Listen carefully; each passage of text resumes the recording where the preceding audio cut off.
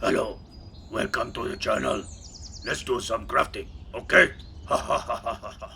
Hello and welcome back to my channel where normally I build terrain and scenery for tabletop RPGs, but today things are going to be a little bit different. I am moving completely out of my comfort zone and stepping into the realms of sculpting. A couple of months ago I was invited to participate in a crafting challenge by my mate John over at Tabletop Witch, which includes some great crafters here on YouTube. The challenge was pretty simple: make a mimic. For the collaboration we are also joined by Zane Morgan Crafts, Thomas from Chicken's Tabletop, Max DM Crafting, and also Encounter Terrain, who you might know from Instagram. Everyone involved in this collaboration has also made a video of their projects, so please be sure to check the description below for links to all of those videos. As I said at the beginning, I am trying my hand at sculpting, and for this I am using Super Sculpy, a material that I have never used before, but I have been looking for an excuse to try my hand at it for quite some time. With this project I really wanted to take my time over the sculpt, not just bashing it out in one sitting, so Super Sculpy was the perfect option as it doesn't dry out quickly and you can keep sculpting and changing your piece until you're ready to cure it in the oven.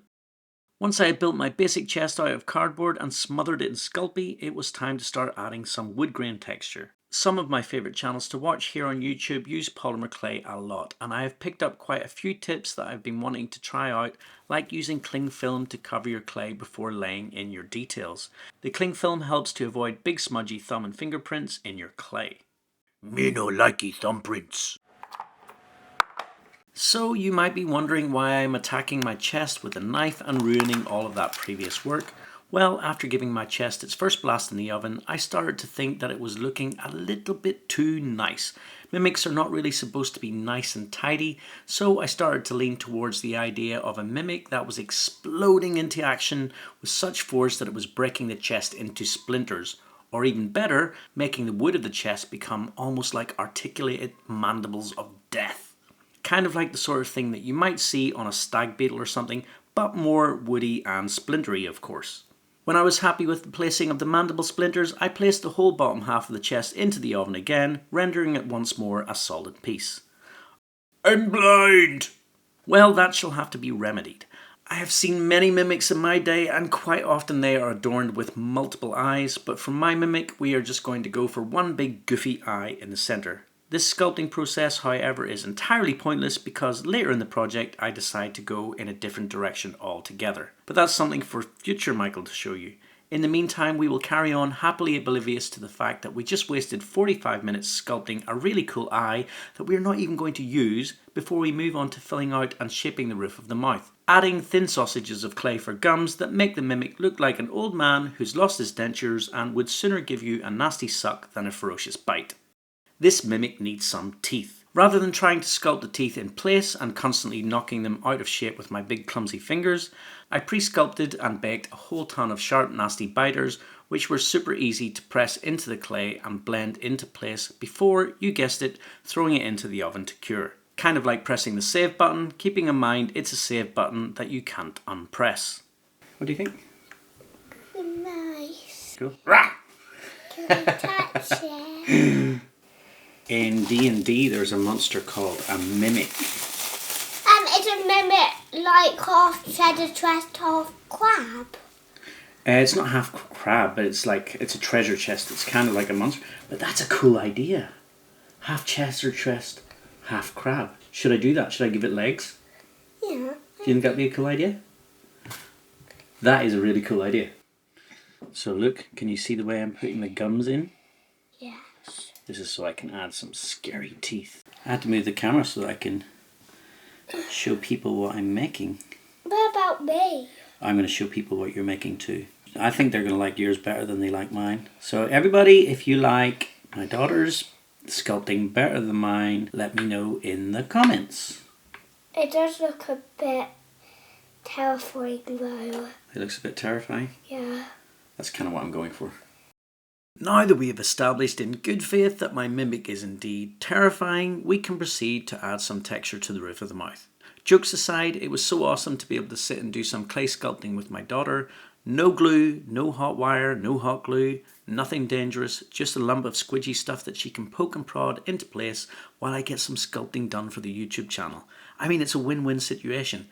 The very basics of child supervision, a daddy-daughter date, and actually managing to get something done, cash back, cha-ching.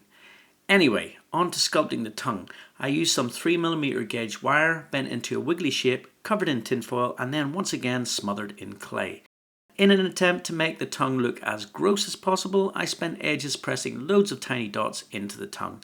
Tedious at the time, but time well spent. I then realised that I should probably add the rest of the teeth before baking the tongue into place, because adding them after would be a right pain in the butt. I did have to pre-bake the tongue before getting it to sit right inside the mouth, because if I didn't, it would have ended up covered in big nasty thumb and fingerprints. At this point, I had a little daydream.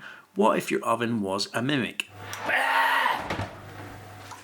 Okay, this is what you get for making an oven mimic joke. As it turns out, our oven is actually a mimic because it nearly destroyed my project.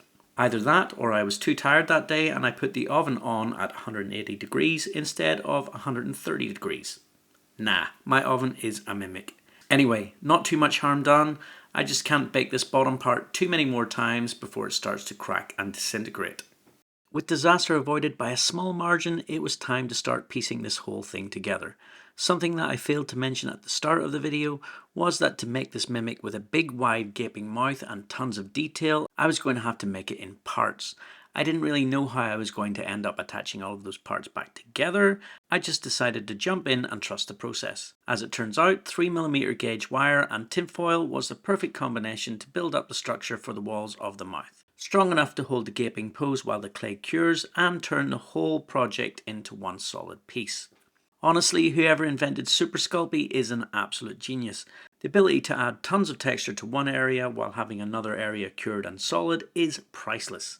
With the gaping mouth pose fixed in place, it's time to add the big dangly thing. You know, the big dangly thing at the back of your throat.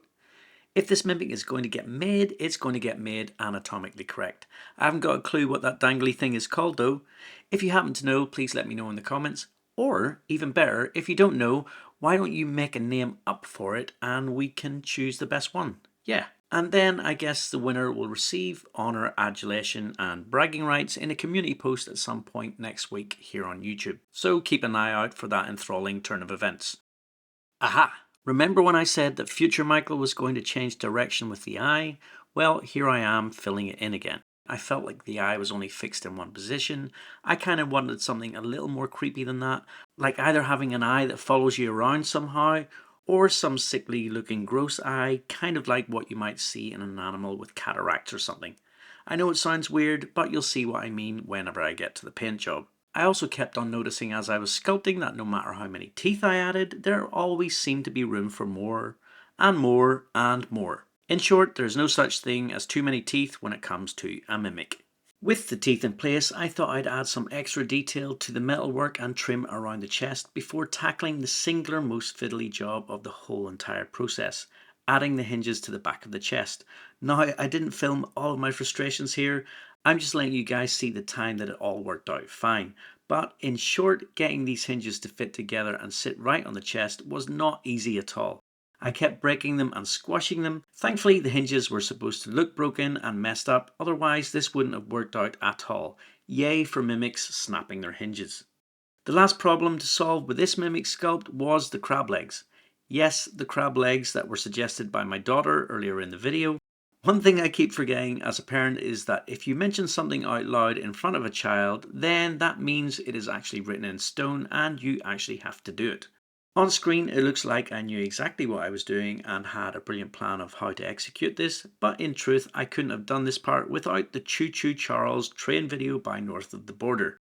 I used the exact same technique of propping up my sculpt, then individually sculpting each leg around the preset wire armature before baking all 6 legs in the oven to cure them in their final position. Hats off to Adam for this technique, it worked perfectly first time. Once baked, I was able to add the legs back into the project, blending some extra clay in and around the joints to hold everything securely in position. And with that, my sculpt is complete. But it's far too big, I hear you say. Well, I agree, and that's where my buddy Joe from Encounter Terrain comes in. At this point, I went over to his studio to scan the Mimic with a view to turning it into a 3D printable STL file suitable for the tabletop.